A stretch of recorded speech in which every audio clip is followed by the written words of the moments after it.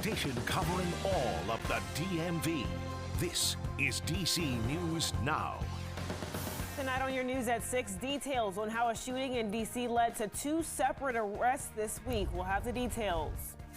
And the battle for the future of Social Security in America, what each side wants and what it could mean for the country.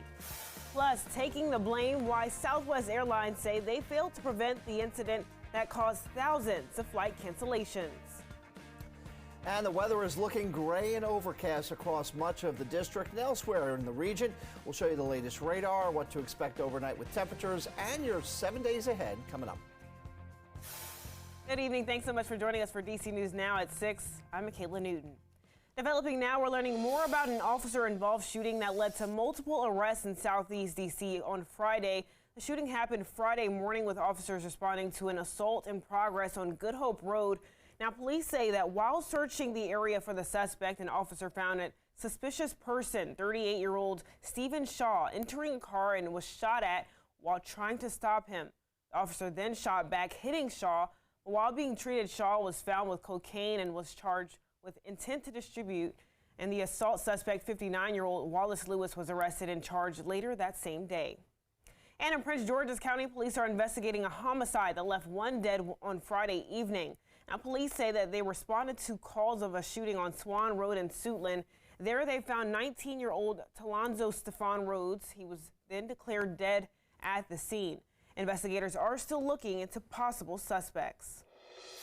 Well, new tonight, a plane and a passenger shuttle bus collide at a major U.S. airport. Plus, another unidentified object is shot down over North American airspace. DC News Now's Joseph Olmo is tracking those headlines. Hey there, take a look at this. Federal officials are investigating tonight after a collision between a shuttle bus and an American Airlines passenger plane that was being towed at LAX International Airport. Now, the plane itself didn't have any passengers on board. It's an Airbus A321, but the shuttle bus did, as it was transporting people between terminals. All in all, 5 people were injured, 4 of them taken to the hospital.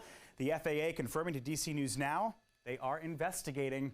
Well, it's happened again. Canadian Prime Minister Justin Trudeau announced yesterday that he gave the green light for U.S. fighter jets to shoot down an unidentified flying object that was soaring over the northern Canadian sky. So here's what we know. This is now the second case of an unknown object being shot down over North America in the course of just 2 days. The North American Aerospace Defense Command, we all know it as NORAD, first detected this flying object at a high altitude on Friday night. It was over Alaska. Then yesterday it crossed into Canadian airspace. You'll remember on Friday, the U.S. shot down a different object that posed a threat to civilian flights over Alaska. And of course, all of this coming less than a week after the Air Force shot down a suspected Chinese spy balloon off the coast of South Carolina. Pentagon officials say the U.S. is still recovering the pieces after shooting that Chinese balloon down. As you can see in those photos there, they have already gathered extensive information about it so far. So expect some more updates in the coming weeks on that. For more on all these stories, head to DCNewsNow.com. In the studio, I'm Joseph Olmo. Back to you.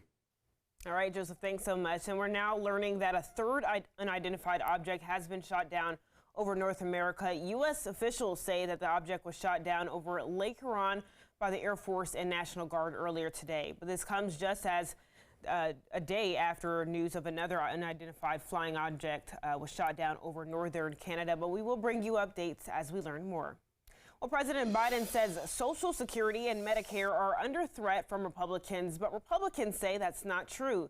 So are the critical programs really at risk of being cut? Washington correspondent Hannah Brandt digs into the debate.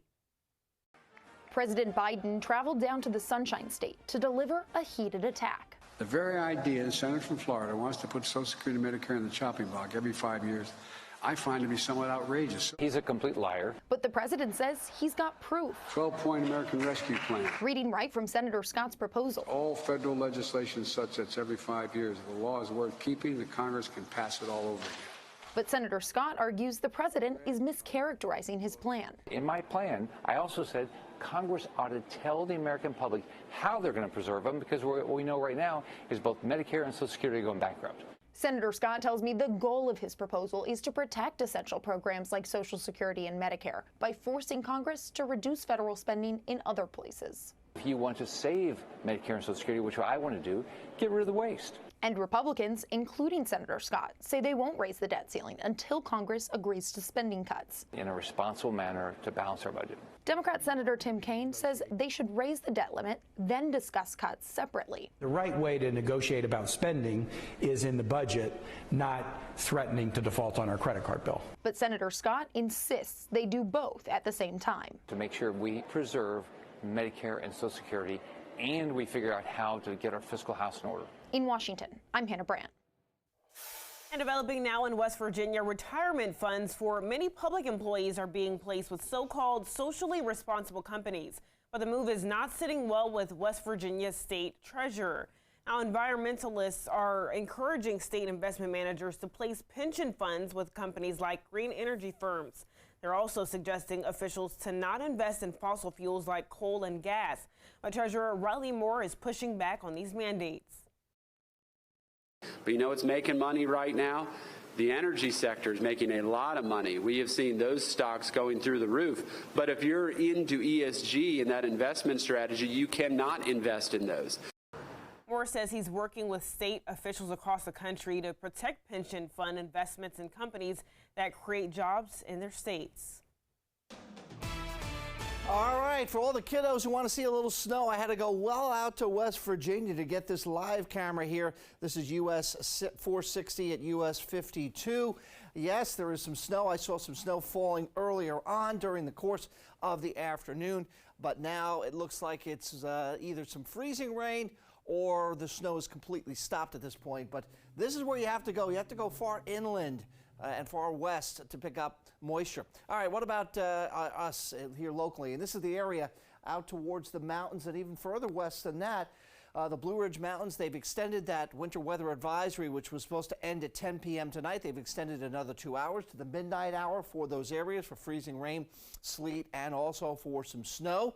Otherwise, as you can see here locally, this is where we're looking at a little fog, some rain, some cold, chilly rain out there. Just a nasty day and a nasty evening throughout the region. As we look at the Washington Monument there, you can see where it's coldest, Luray at 32. That's where you're having your frozen precipitation. Meanwhile, D.C., you're at 39. So obviously, it's just a chilly rain. And even look at places up north here where we aren't seeing too much of anything. Cumberland 43, Kaiser 43. Martinsburg 40, Hagerstown at 42 degrees. And pretty much it was a cutoff around I-70, I-270. South of there is where you primarily picked up the rain showers. North of there, you didn't see too much. And this is the wide view here. You can see this is going back to 3:30 in the afternoon. You can see that cutoff right here. So yes, there are plenty of clouds over Garrett County, Allegheny County, Washington County, but hardly any moisture working into that general vicinity. So what can we expect with regards to headlines? A chilly rain this evening to continue for those places that are seeing it. Sunshine returns on Monday and warm temperatures to warm your heart on Valentine's Day Tuesday. Any record heat this week? We'll take a look at that coming up.